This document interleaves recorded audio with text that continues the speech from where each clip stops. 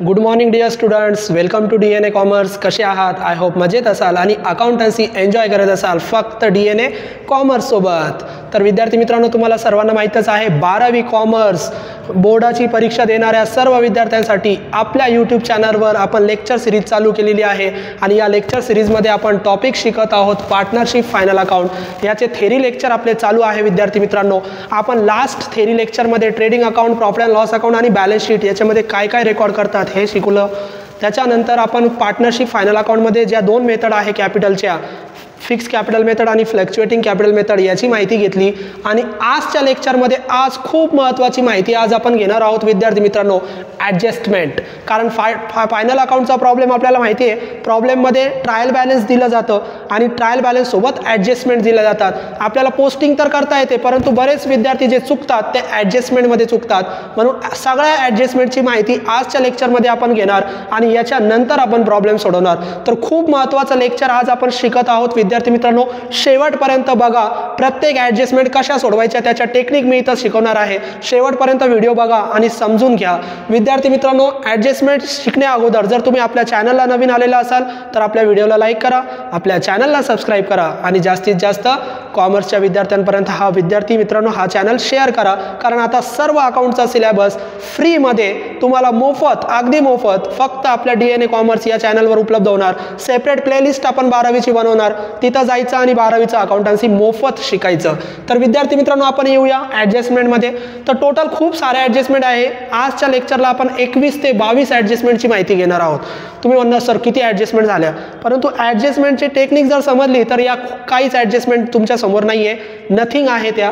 तर प्रत्येक ॲडजस्टमेंटचे विद्यार्थी मित्रांनो तुम्हाला माहिती आहे, ॲडजस्टमेंट जर असेल तर प्रत्येक ॲडजस्टमेंटचे 2 इफेक्ट होतात आणि ॲडजस्टमेंट नसेल तर 1 इफेक्ट होतो. हे तुम्हाला माहीतच आहे आणि लास्ट लेक्चरला पण मी शिकवलं. तर ज्याच्यावर ॲडजस्टमेंट असेल तुम्ही काय करणार, ट्रायल बॅलन्समध्ये त्याला स्टार वगैरे मार्किंग करून घेणार आणि ज्यांना ज्यांना मार्किंग केली त्याच्यावर ॲडजस्टमेंट आहे म्हणजे त्यांचे सोडवायचे 2 इफेक्ट, आणि ज्यांना तुम्ही मार्किंग केली नाही याचा अर्थ त्यांच्यावर ॲडजस्टमेंट नाही, त्यांचा सोडवायचा फक्त 1 इफेक्ट. तर आपण असं गृहीत धरूया सगळ्या ॲडजस्टमेंट कोणकोणत्या असतात त्या बेसिक ॲडजस्टमेंट सगळ्या आपण स्क्रीनवर तुम्हाला दिसत आहे. प्रत्येकाचे 2-2 इफेक्ट मी लिहिलेले आहे. फक्त आपण समजून घेऊया ॲडजस्टमेंटचे 2 इफेक्ट काय करायचे. काही ॲडजस्टमेंट जुन्याच आहे जे 11वीच्या फायनल अकाउंटमध्ये शिकलेलं आहात तुम्ही, जशी क्लोजिंग स्टॉकची ॲडजस्टमेंट आहे. तर क्लोजिंग स्टॉकची ॲडजस्टमेंट जुनीच आहे. क्लोजिंग स्टॉक ही ॲडजस्टमेंट आहे. त्याचे 2 इफेक्ट काय करणार, तर क्लोजिंग स्टॉकचा पहिला इफेक्ट आपण ट्रेडिंग अकाउंटच्या क्रेडिट साईडला रेकॉर्ड करतो. म्हणजे सोप्या ॲडजस्टमेंट ज्या तुम्हाला लगेच समजतील. क्लोजिंग स्टॉकचा पहिला इफेक्ट ट्रेडिंग अकाउंटच्या क्रेडिट साईडला आणि दुसरा इफेक्ट बॅलन्स शीटच्या असेट साईडला. म्हणजे क्लोजिंग स्टॉकची ॲडजस्टमेंट जर आली तर ॲड लेस करत बसायचं नाही. जेवढं स्टॉक सांगितलं तेवढं पहिल्यांदा ट्रेडिंग अकाउंटच्या क्रेडिटला रेकॉर्ड करा आणि दुसऱ्यांदा बॅलन्स शीटच्या असेटला रेकॉर्ड करा. संपलं. 2 इफेक्ट करायचे आहे प्रत्येक ॲडजस्टमेंटचे. जर तुम्ही एकच इफेक्ट केला विद्यार्थी मित्रांनो आणि दुसरा इफेक्ट करण्यासाठी घाई गडबडीमध्ये विसरला तर तुमची बॅलन्स शीट टॅली होणार नाही. म्हणून बॅलन्स शीट टॅली करायची असेल तर ॲडजस्टमेंट अतिशय काळजीपूर्वक सोडवा आणि हा व्हिडिओ बघितल्यानंतर तुम्हाला आता ॲडजस्टमेंटची चिंता राहणार नाही. सगळे ॲडजस्टमेंट तुम्हाला समजतील. तर क्लोजिंग स्टॉकचे 2 इफेक्ट. पहिला इफेक्ट जेवढं स्टॉक ॲडजस्टमेंटमध्ये सांगितलं तेवढं ट्रेडिंग अकाउंटच्या क्रेडिटला रेकॉर्ड करा आणि दुसऱ्यांदा डायरेक्ट बॅलन्स शीटच्या असेट साईडला रेकॉर्ड करा. संपलं. दुसरी ॲडजस्टमेंट डेप्रिसिएशन. ही पण ॲडजस्टमेंट 11वीच्या फायनल अकाउंटमध्ये शिकलोय. डेप्रिसिएशन आपण असेटमधून लेस करतो आणि असेट कोणत्या, फिक्स असेट. तर बॅलन्स शीटच्या असेटला जायचं, ज्या असेटवर डेप्रिसिएशन सांगितलं त्या असेटमधून वजा करायचं. म्हणजे डेप्रिसिएशनचा पहिला इफेक्ट असेटमधून वजा करा, लेस करा. आणि डेप्रिसिएशन आपला खर्च आहे, आपला लॉस आहे, म्हणून प्रॉफिट अँड लॉस अकाउंटच्या डेबिटला रेकॉर्ड करा. मग जेवढा डेप्रिसिएशन तुम्ही असेटमधून वजा केलं, समजा मशिनरी आहे, मशिनरीची व्हॅल्यू 50,000 आहे आणि 10% डेप्रिसिएशन सांगितलं, मग 50,000 वर 10% किती येतात, 5,000. मग 50,000 मधून 5,000 डेप्रिसिएशन वजा करा. म्हणजे पहिला इफेक्ट डेप्रिसिएशन फिक्स असेटमधून लेस करणार आणि तो वजा केलेला 5,000 रुपये डेप्रिसिएशन दुसऱ्यांदा प्रॉफिट अँड लॉस अकाउंटच्या डेबिट साईडला रेकॉर्ड करा. मग डेप्रिसिएशनचे 2 इफेक्ट तुम्हाला माहिती आहे. फिक्स असेट साईडला जायचं, असेट ज्या असेटवर सांगितलं त्याच्यातून डेप्रिसिएशन वजा करायचं आणि दुसऱ्यांदा प्रॉफिट अँड लॉस अकाउंटच्या डेबिट साईडला रेकॉर्ड करायचं. तिसरी ॲडजस्टमेंट विद्यार्थी मित्रांनो आउटस्टँडिंग एक्सपेन्सेस. ही पण ॲडजस्टमेंट 11वीला झालेली आहे आणि बरेच विद्यार्थी इतकी सोपी ॲडजस्टमेंट असते तरी गोंधळ करतात. तर आउटस्टँडिंग एक्सपेन्सेस याला पर्यायी शब्द असे पण येऊ शकतात ॲडजस्टमेंटमध्ये, अनपेड किंवा ड्यू बट नॉट पेड. आउटस्टँडिंगची ॲडजस्टमेंट एक्सपेन्सेसवर पण असते आणि इन्कमवर पण असते. बघा इथे इन्कमवर पण आहे. दोन्ही ॲडजस्टमेंट मी तुम्हाला शिकवणार.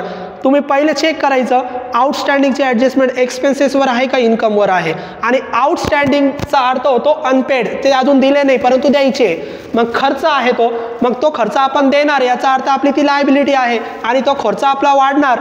मग पहिला इफेक्ट आउटस्टँडिंग इन्कम असू द्या किंवा एक्सपेन्सेस असू द्या, आउटस्टँडिंगचा पहिला इफेक्ट ॲडच करतात. मग आउटस्टँडिंगचा पहिला इफेक्ट तुम्ही ॲड करा, ज्या खर्चावर एक्सपेन्सेस आउटस्टँडिंग सांगितलं त्या, समजा सॅलरी आउटस्टँडिंग सांगितलं, सॅलरीमध्ये जायचं, सॅलरीमध्ये ॲड करा. वेजेस आउटस्टँडिंग सांगितलं, वेजेसमध्ये आउटस्टँडिंग ॲड करा. म्हणजे जेवढं आउटस्टँडिंग सांगितलं ज्या खर्चावर, त्या खर्चामध्ये ते ॲड करायचे. म्हणजे आउटस्टँडिंगचा पहिला इफेक्ट आउटस्टँडिंगची अमाऊंट ॲड करणार, आणि आउटस्टँडिंग आपण देणार आहोत म्हणजे ती आपली लायबिलिटी आहे, तर दुसरा इफेक्ट लायबिलिटी साईडला रेकॉर्ड करा. आउटस्टँडिंग एक्सपेन्सेसचा दुसरा इफेक्ट लायबिलिटी साईड. ही पण सोपी ॲडजस्टमेंट आहे. मग आउटस्टँडिंग एक्सपेन्सेसचे दोन इफेक्ट काय, पहिला इफेक्ट आउटस्टँडिंग ॲड करणार आणि दुसरा इफेक्ट लायबिलिटी साईडला रेकॉर्ड करणार. पुढची ॲडजस्टमेंट नंबर 4, जसं आउटस्टँडिंग एक्सपेन्सेस असतं तसं अजून एक ॲडजस्टमेंट एक्सपेन्सेसवर विचारली जाते, प्रीपेड एक्सपेन्सेस. आणि प्रीपेड ऐवजी काही वेळेस हा पण शब्द येऊ शकतो, म्हणून पर्यायी शब्द पण मी लिहिलेले आहे, तुम्ही ते लक्षात ठेवा. आणि सगळ्या ॲडजस्टमेंट तुमच्या नोटबुकमध्ये स्क्रीनशॉट काढून घ्या आणि या सगळ्या ॲडजस्टमेंटचा स्क्रीनशॉट काढा, आणि स्क्रीनशॉट काढल्यानंतर या सगळ्या ॲडजस्टमेंट तुमच्या नोटबुकमध्ये रेकॉर्ड करा. प्रीपेड एक्सपेन्सेस, मग आउटस्टँडिंग एक्सपेन्सेस ॲड करतात त्याच्या उलट करायचं. आउटस्टँडिंग आणि प्रीपेड असं समजायचं एकदम शत्रू आहे एकमेकांच्या, उलट इफेक्ट होतो. आउटस्टँडिंग जर ॲड करतात तर प्रीपेड लेस करतात, मग प्रीपेड लेस करा. कशातून, ज्याच्यावर सांगितलं त्याच्यातून, मग ज्या खर्चावर सांगितलं त्याच्यातून लेस करा.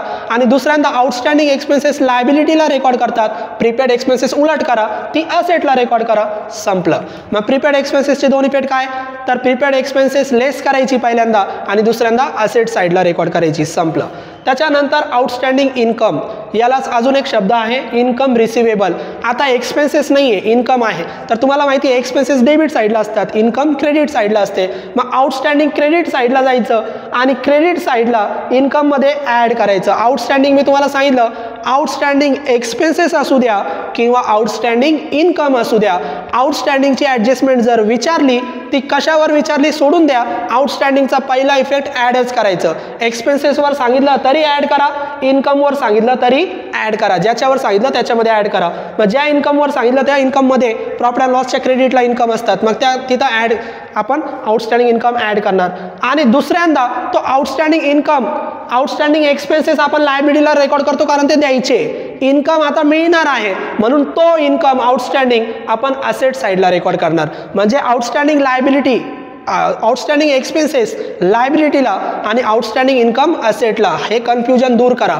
आउटस्टँडिंग एक्सपेन्सेस दुसऱ्यांदा लायबिलिटीला लिहितात कारण ते द्यायचे, आउटस्टँडिंग इन्कम तो मिळणार आहे म्हणून तो दुसऱ्यांदा असेटला रेकॉर्ड करतात, मग दुसऱ्यांदा असेटला. मग आउटस्टँडिंगचा दोन इफेक्ट काय इन्कमचे, आउटस्टँडिंग इन्कम विचारलं, एक्सपेन्सेस आणि इन्कममध्ये फरक आहे. आउटस्टँडिंग एक्सपेन्सेस विचारलं किंवा इन्कम विचारलं, पहिला इफेक्ट ॲड, ज्याच्यावर सांगितलं त्याच्यावर ॲड करा. पण आउटस्टँडिंग एक्सपेन्सेस असेल तर दुसऱ्यांदा लायबिलिटी आणि आउटस्टँडिंग इन्कम असेल तर दुसऱ्यांदा असेट. क्लिअर झालं असेल. त्याच्यानंतर जसं प्रीपेड एक्सपेन्सेस आहे तसं रिसिव्ड इन ॲडव्हान्स इन्कम पण असतो. मग ॲडव्हान्स इन्कम तुम्हाला मिळाला, इन्कम रिसिव्ड इन ॲडव्हान्स अशी ॲडजस्टमेंट विचारली जाते की एखादा इन्कम तुम्हाला ॲडव्हान्समध्ये मिळाला. तर मी परत सांगतो विद्यार्थी मित्रांनो, फायनल अकाउंट हा एका वर्षासाठी बनवला जातो, म्हणजे करंट इयरसाठी, चालू वर्षासाठी. ॲडव्हान्स म्हणजे पुढच्या वर्षाचं.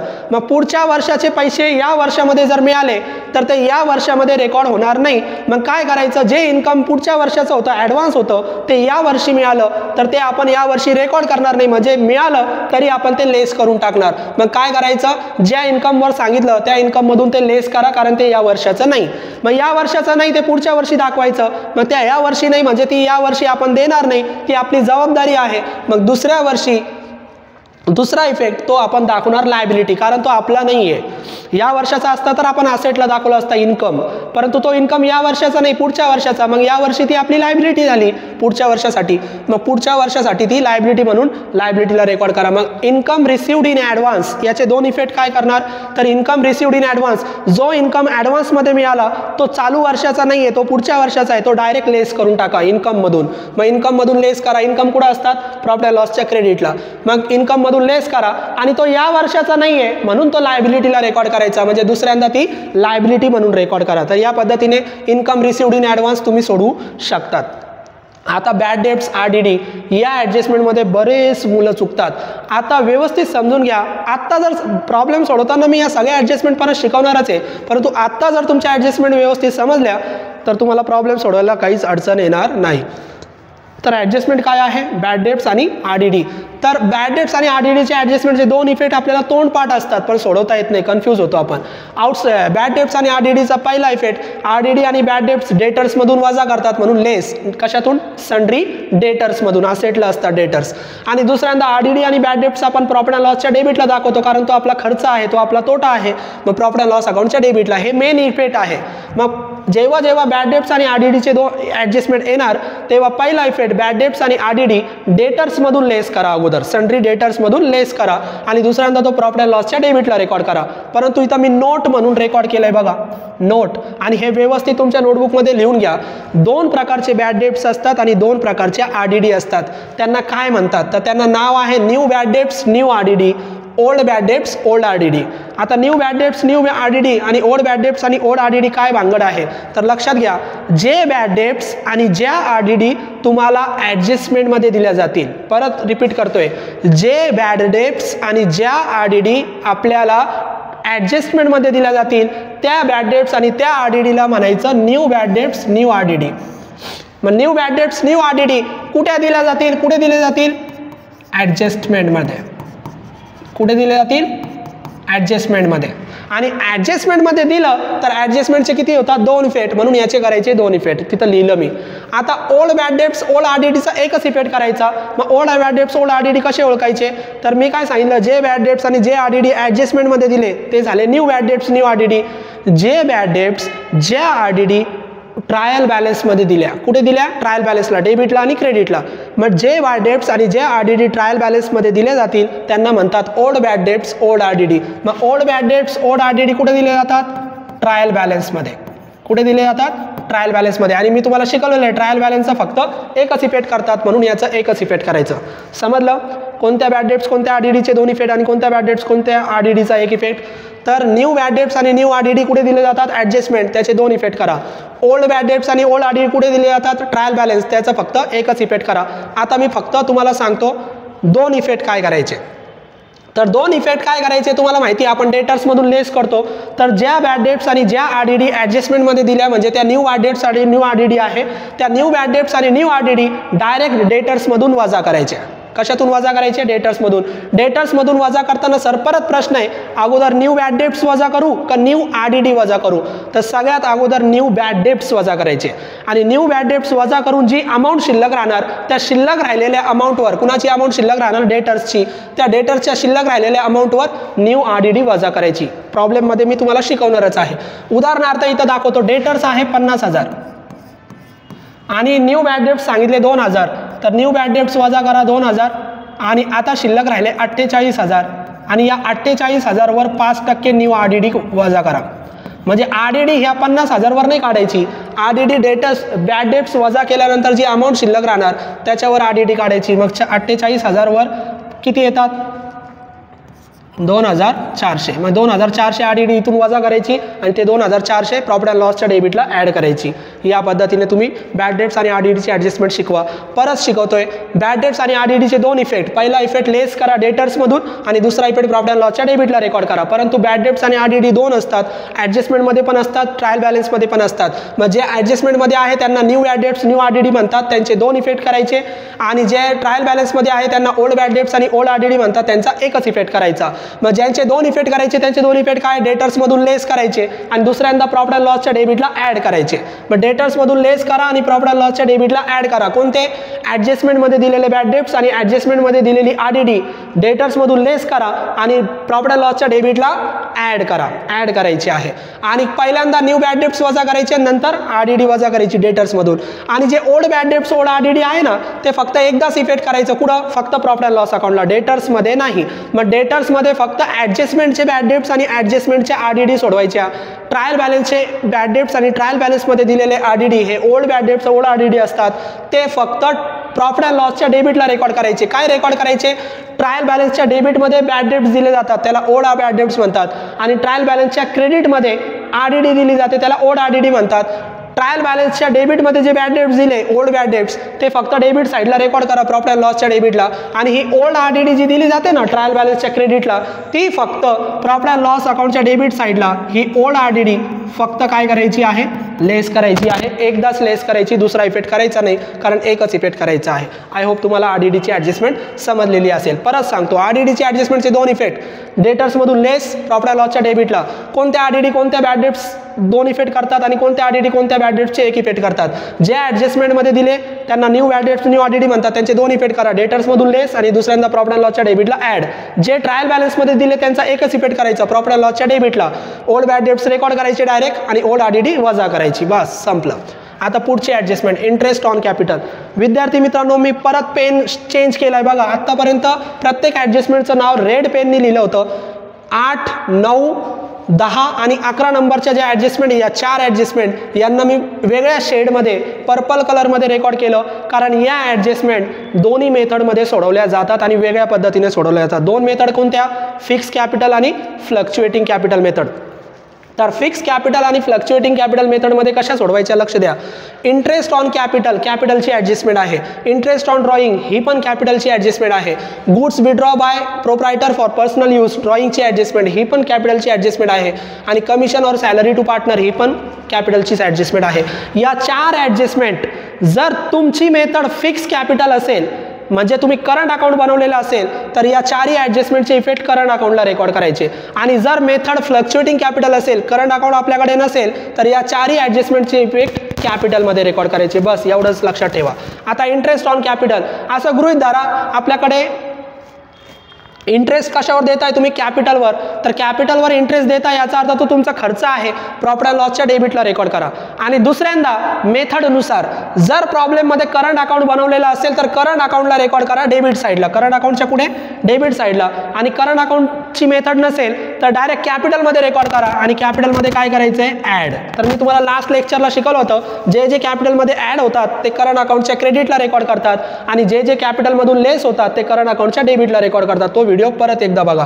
मग इंटरेस्ट ऑन कॅपिटल, पार्टनरला कॅपिटलवर इंटरेस्ट दिला, काय इफेक्ट करणार, तर प्रॉफिट अँड लॉस अकाउंटच्या डेबिटला रेकॉर्ड करायचा तो इंटरेस्ट जेवढा आला तेवढा. आणि दुसऱ्यांदा मेथडमध्ये करंट अकाउंट जर असेल तर करंट अकाउंटच्या क्रेडिट साईडला रेकॉर्ड करा आणि मेथडमध्ये करंट अकाउंट बनवलेला नसेल तर कॅपिटलमध्ये ॲड करा. संपलं. मग कॅपिटलमध्ये एकतर ॲड करा करंट अकाउंट नसेल तर, आणि करंट अकाउंट असेल तर करंट अकाउंटला रेकॉर्ड करा. संपलं. त्याच्यानंतर ही एक ॲडजस्टमेंट, इंटरेस्ट ऑन ड्रॉइंग. आता इंटरेस्ट कशावर आहे, ड्रॉइंगवर.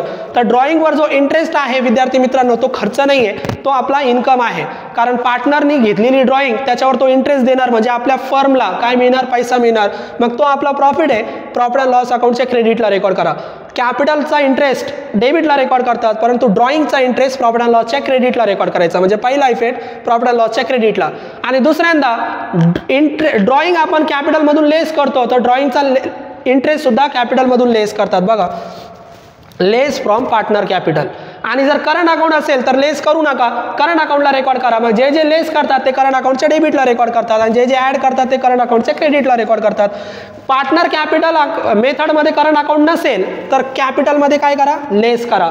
आणि मेथड जर करंट अकाउंटची विचारली तर कॅपिटल ऐवजी करंट अकाउंटला रेकॉर्ड करा डेबिट साईडला. संपलं. म्हणजे या ॲडजस्टमेंटचा इफेक्ट करंट अकाउंट असेल तर करंट अकाउंटच्या डेबिटला आणि करंट अकाउंट नसेल तर कॅपिटलमधून लेस. समजलं. आणि दुसऱ्यांदा प्रॉफिट अँड लॉसच्या क्रेडिटला रेकॉर्ड करणार. त्याच्यानंतर ही पण कॅपिटलची ॲडजस्टमेंट आहे, goods withdraw bye personal use. म्हणजे स्वतःच्या वापरासाठी वापरले तर त्याला ड्रॉइंग म्हणतात. मग ड्रॉइंगचा पहिला इफेक्ट सगळ्यांना आता माहितीच आहे, ट्रेडिंग अकाउंटच्या क्रेडिटला रेकॉर्ड करतो आपण. म्हणजे डायरेक्ट तुम्ही ट्रेडिंग अकाउंटच्या क्रेडिटला रेकॉर्ड करा, जेवढी अमाऊंट घेतली तेवढी. दुसऱ्यांदा काय, तसंच करंट अकाउंट असेल तर करंट अकाउंटला, करंट अकाउंट नसेल तर कॅपिटलला. समजा करंट अकाउंट नाही आहे तर कॅपिटलमध्ये सोडवा. मग ड्रॉइंग आणि ड्रॉइंगचा इंटरेस्ट कॅपिटलमधून काय करतात, लेस करतात. मग कॅपिटलमधून लेस करा. आणि समजा करंट अकाउंट असेल तर कॅपिटलमध्ये लेस करू नका, करंट अकाउंटला रेकॉर्ड करा. मग जे जे लेस होतात ते करंट अकाउंटच्या पुढे जातात डेबिटला, मग करंट अकाउंटच्या डेबिटला रेकॉर्ड करा. आणि जे जे ॲड होतात ते करंट अकाउंटच्या क्रेडिटला रेकॉर्ड करतात. संपलं. मग ड्रॉइंगची ॲडजस्टमेंट जर आली तर ड्रॉइंगचा पहिला इफेक्ट ट्रेडिंग अकाउंटच्या क्रेडिटला रेकॉर्ड करा. दुसऱ्यांदा करंट अकाउंट जर नसेल तर कॅपिटलमधून लेस करा आणि करंट अकाउंट जर असेल तर करंट अकाउंटच्या डेबिटला रेकॉर्ड करा. आता समजा काही वेळेस ड्रॉइंगची डेट दिली जात नाही प्रॉब्लेममध्ये, ड्रॉइंगची जर डेट दिली नाही तर 6 महिन्याचा ड्रॉइंग घ्यायचा विद्यार्थी मित्रांनो. किती महिन्याचा ड्रॉइंग घ्यायचा, 6 महिन्याचा. या इंटरेस्टसाठी म्हणतोय मी, इंटरेस्ट ऑन ड्रॉइंगसाठी. तर ड्रॉइंगची ॲडजस्टमेंट वेगळी आणि इंटरेस्ट ऑन ड्रॉइंगची ॲडजस्टमेंट वेगळी. ड्रॉइंग असू द्या किंवा इंटरेस्ट ऑन ड्रॉइंग असू द्या, कॅपिटलमधून लेसच करतात आणि कॅपिटल करंट अकाउंट असेल तर डेबिट साईडलाच. त्याच्यानंतर शेवटची ॲडजस्टमेंट कमिशन किंवा सॅलरी, या दोन ॲडजस्टमेंट ज्या एकाच याच्यात दाखवतोय मी. पार्टनरला कमिशन दिलं किंवा सॅलरी दिली तर लक्षात घ्या, कमिशन किंवा सॅलरी दिली म्हणजे तो खर्च आहे, तो पहिल्यांदा प्रॉफिट अँड लॉसच्या डेबिटला लिहा. पहिल्यांदा प्रॉफिट अँड लॉसच्या डेबिटला लिहा. जेवढं कमिशन जेवढी सॅलरी दिली प्रॉफिट अँड लॉसच्या पुढे लिहायचं डेबिटला. आणि दुसऱ्यांदा काय करायचं, कॅपिटल किंवा करंट अकाउंट. करंट अकाउंट असेल तर करंट अकाउंटला, करंट अकाउंट नसेल तर कॅपिटलला. मग समजा करंट अकाउंट नाही आहे तर कॅपिटलला, मग कॅपिटलमध्ये ॲड करा. आणि करंट अकाउंट जर असेल तर करंट अकाउंटला, मग जे ॲड होतात ते करंट अकाउंटच्या पुढे जातात क्रेडिटला, मग क्रेडिटला इफेक्ट करा. मग संपलं. पार्टनरला सॅलरी किंवा कमिशन दिलं तर ते आपलं खर्च आहे प्रॉफिट अँड लॉसच्या डेबिटला. आणि दुसऱ्यांदा करंट अकाउंट असेल तर करंट अकाउंटला, करंट अकाउंट नसेल तर कॅपिटलला, मग कॅपिटलमध्ये ॲड आणि करंट अकाउंट असेल तर करंट अकाउंटच्या क्रेडिट साईडला. संपलं. या 4 ॲडजस्टमेंटचे इफेक्ट करंट अकाउंट किंवा कॅपिटल, करंट अकाउंट किंवा कॅपिटल, हे लक्षात ठेवा. आता पुढच्या regular adjustment, interest on investment. Interest म्हणजे व्याज, कशावर, इन्व्हेस्टमेंटवर. मग इन्व्हेस्टमेंट आपली असेट आहे, असेटवर आपल्याला इंटरेस्ट मिळत आहे म्हणजे आपला तो काय आहे, इन्कम आहे. मग असेटवर इंटरेस्ट मिळाला आणि लायबिलिटीवर इंटरेस्ट मिळाला. बघा इथं लायबिलिटीवर इंटरेस्ट आहे, तर असेटचा इंटरेस्ट आपला इन्कम आहे प्रॉफिट अँड लॉसच्या क्रेडिटला. इन्कम क्रेडिटला असतात. मग पहिला इफेक्ट, जेवढा इंटरेस्ट तुम्ही इन्व्हेस्टमेंटवर काढला तेवढा इंटरेस्ट प्रॉफिट अँड लॉसच्या क्रेडिटला रेकॉर्ड करा. आणि दुसऱ्यांदा तो इंटरेस्ट जो आहे तो इन्व्हेस्टमेंट कुठे असते, असेट साईडला, त्या इन्व्हेस्टमेंटमध्ये ॲड करा. इन्व्हेस्टमेंट दिलेली असेल तर ॲड करा, नाही दिली तर डायरेक्ट असेट साईडला तेवढं इन्व्हेस्टमेंटचा इंटरेस्ट रेकॉर्ड करा. संपलं. तर इंटरेस्ट ऑन इन्व्हेस्टमेंटचे दोन इफेक्ट काय, तर इंटरेस्ट ऑन इन्व्हेस्टमेंटवर इंटरेस्ट जो असतो तो आपला इन्कम आहे प्रॉफिट अँड लॉसच्या क्रेडिटला रेकॉर्ड करा. आणि जेवढा इंटरेस्ट आहे तो इन्व्हेस्टमेंटमध्ये ॲड करा असेट साईडला. आणि इन्व्हेस्टमेंट नसेल तर डायरेक्ट असेट साईडला रेकॉर्ड करा. संपलं. आता interest on loan he liability आहे, लायबिलिटीवरचा इंटरेस्ट आपला खर्च आहे, मग प्रॉफिट अँड लॉसच्या डेबिटला. असेटवरचा इंटरेस्ट आपला इन्कम आहे प्रॉफिट अँड लॉसच्या क्रेडिटला. पण लोन लायबिलिटीवरचा जर इंटरेस्ट असेल तर तो आपला खर्च आहे प्रॉफिट अँड लॉसच्या डेबिटला. आणि जेवढं लोन असेल त्या लोनमध्ये, लोन कुठं असतं, लायबिलिटी साईडला, त्याच्यामध्ये ॲड करायचं इंटरेस्ट. म्हणजे इंटरेस्ट कशावर पण विचारू द्या, इन्व्हेस्टमेंटवर विचारू द्या, लोनवर विचारू द्या, इंटरेस्ट त्या लायबिलिटी किंवा त्या असेटमध्ये ॲडच करायचा, लेस करायचं नाही. म्हणजे इथं इन्व्हेस्टमेंटमध्ये ॲड करायचं, इथं लोनमध्ये ॲड करायचं. मग पहिला इफेक्ट काय, लोनवर, लायबिलिटीवर इंटरेस्ट देणार म्हणजे खर्च आहे प्रॉफिट अँड लॉस अकाउंटच्या डेबिटला रेकॉर्ड करा. आणि लोनमध्ये लोनचा इंटरेस्ट काय करा, ॲड करा. लोन कुठे असणार, लायबिलिटी साईडला. तर या पद्धतीने इंटरेस्ट ऑन इन्व्हेस्टमेंट आणि इंटरेस्ट ऑन लोन एकूण 13 ॲडजस्टमेंट झाल्या. आता आपण थोडं हे वरती घेऊया, जागा ॲडजस्ट करूया. खाली पण ॲडजस्टमेंट सोडवलेले आहे. मग या खाली अजून मी काही ॲडजस्टमेंट सोडवल्या विद्यार्थी मित्रांनो, ज्या तुम्हाला इथं दिसत असतील. 13 ॲडजस्टमेंट वरती झाले. आता 14 नंबर, या पण ॲडजस्टमेंट बऱ्याच वेळेस परीक्षेमध्ये येतात. अनरेकॉर्डेड परचेस, अनरेकॉर्डेड सेल. या ॲडजस्टमेंट कशावर आहे, तर अनरेकॉर्डेड म्हणजे ते रेकॉर्ड झाल्या नाही. मग रेकॉर्ड झाल्या नाही तर रेकॉर्ड करा ना, रेकॉर्ड करा. आणि रेकॉर्ड केल्यामुळे काय होणार, बॅलन्स वाढणार. मग अनरेकॉर्डेड परचेस आणि अनरेकॉर्डेड सेल कोणती पण ॲडजस्टमेंट विचारू द्या, ट्रिक सांगतो. अनरेकॉर्डेड परचेस आणि अनरेकॉर्डेड सेल यांचे दोन्ही इफेक्ट ॲडच होतात. बघा, पहिला पण इफेक्ट ॲड, दुसरा पण इफेक्ट ॲड, पहिला पण इफेक्ट ॲड, दुसरा पण इफेक्ट ॲड. फक्त एवढं लक्षात ठेवायचं, या ॲडजस्टमेंटचे 2 इफेक्ट होतात आणि दोन्ही पण ॲड करायचे. फक्त कशात, अनरेकॉर्डेड परचेसवर सांगितलं, परचेसमध्ये ॲड करा. आणि परचेस कुठं असतं, ट्रेडिंग अकाउंटला. आणि परचेसचा संबंध क्रेडिटरशी आहे. परचेसचा संबंध कुणाशी आहे, क्रेडिटरशी. कारण परचेस आपण क्रेडिटरकडून घेतो, क्रेडिटरला आपण पैसे देणार. मग क्रेडिटरमध्ये ॲड करायचं. म्हणजे अनरेकॉर्डेड परचेस आले तर परचेसमध्ये ॲड करा आणि दुसऱ्यांदा लायबिलिटीला जा आणि क्रेडिटरमध्ये ॲड करा, दोन्ही वेळेस ॲड करा. अनरेकॉर्डेड सेल विचारले तर सेलमध्ये ॲड करा. मग सेल कुठे असतं, ट्रेडिंग अकाउंटला. मग अनरेकॉर्डेड परचेसमध्ये ॲड होतात, अनरेकॉर्डेड सेलमध्ये ॲड होतात. आणि परचेस क्रेडिटरशी संबंधित आहे, सेल डेटरशी संबंधित आहे, मग डेटर्समध्ये ॲड करा. मग संपलं. अनरेकॉर्डेड परचेस विचारलं, परचेसमध्ये ॲड, क्रेडिटर्समध्ये ॲड. अनरेकॉर्डेड सेल्स विचारलं, सेल्समध्ये ॲड, डेटर्समध्ये ॲड. म्हणजे परचेसचा संबंध क्रेडिटर आणि सेल्सचा संबंध डेटर, एवढं लक्षात ठेवा. अनरेकॉर्डेड परचेसमध्ये ॲड, दुसऱ्यांदा क्रेडिटर्समध्ये ॲड. अनरेकॉर्डेड सेल पहिल्यांदा सेल्समध्ये ॲड, दुसऱ्यांदा डेटर्समध्ये ॲड. संपल्या. त्याच्यानंतर 16 आणि 17 नंबरची ॲडजस्टमेंट ही पण परीक्षेमध्ये येऊ शकते. डिस्काउंट अलाउड आणि डिस्काउंट रिसिव्ड. हे पण डिस्काउंट अलाउड आणि डिस्काउंट रिसिव्ड डेटर्स क्रेडिटर्सशी संबंधित आहे. डिस्काउंट अलाउड म्हणजे डिस्काउंट देणे, आणि डिस्काउंट आपल्याला कोण देतं? डिस्काउंट देणे. डिस्काउंट आपण कुणाला देणार? तर आपण डिस्काउंट देऊ शकतो डेटर्सला. कुणाला देणार? डेटर्सला, ज्याच्याकडून आपल्याला पैसे येणार आहे त्याला आपण डिस्काउंट दिला. तर डिस्काउंट दिला म्हणजे आपला खर्च आहे, मग प्रॉफिट अँड लॉसच्या डेबिटला. डिस्काउंट अलाउडचा पहिला इफेक्ट प्रॉफिट अँड लॉसच्या डेबिटला. आणि डिस्काउंट तुम्ही द्या किंवा डिस्काउंट तुम्हाला मिळालं तर डिस्काउंटचा पहिला इफेक्ट नेहमी लेसच करायचं. मग लेस. Discount allowed. डिस्काउंट दिला म्हणजे कुणाला? डेटर्सला. ज्याला डिस्काउंट दिला त्याच्यातून लेस करा. मग डेटर्सला दिला, डेटर्समधून लेस करा. आणि दुसऱ्यांदा तो आपला खर्च आहे, प्रॉफिट अँड लॉसच्या डेबिटला रेकॉर्ड करा. आता डिस्काउंट रिसिव्ड.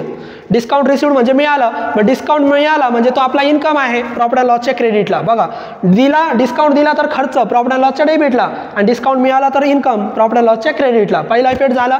दुसऱ्यांदा डिस्काउंट तुम्ही दिला डेटर्सला, डेटर्समधून लेस करा. क्रेडिटर्सकडून डिस्काउंट मिळालं तर क्रेडिटर्समधून लेस करा. संपलं. मग डिस्काउंट रिसिव्ड आणि डिस्काउंट अलाउड याचे दोन इफेक्ट काय? तर पहिला इफेक्ट डिस्काउंट अलाउड डेटर्समधून लेस, डिस्काउंट रिसिव्ड क्रेडिटर्समधून लेस. म्हणजे डिस्काउंटचा पहिला इफेक्ट लेसच करायचं. आणि डिस्काउंट अलाउड आपला खर्च आहे म्हणून प्रॉफिट अँड लॉसच्या डेबिटला. डिस्काउंट रिसिव्ड आपल्याला मिळणार, तो आपला इन्कम आहे म्हणून प्रॉफिट अँड लॉस अकाउंटच्या क्रेडिटला.